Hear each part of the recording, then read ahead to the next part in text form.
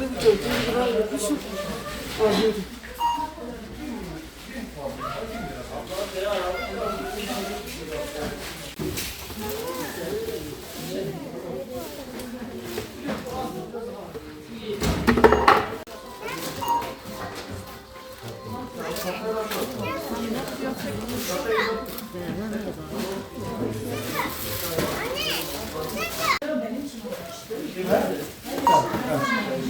Ha, yok bir şey yok.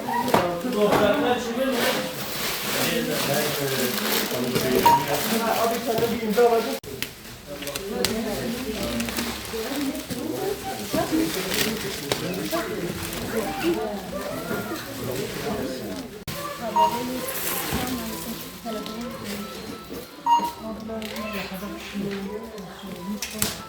Umut Kervanı olarak Van'da Ramazan ayında ailelerimize yönelik yardım çalışmalarımız tüm hızıyla devam ediyor.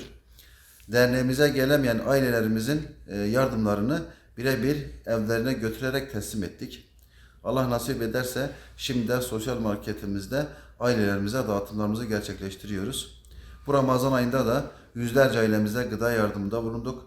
Bunun yanı sıra nakdi yardımlar, kırmızı et yardımları tüm hızıyla devam ediyor. Rabbim tüm hayırseverlerimizin hayırlarının dergâh izzetinde kabul ve makbul buyursun inşallah. Telefonu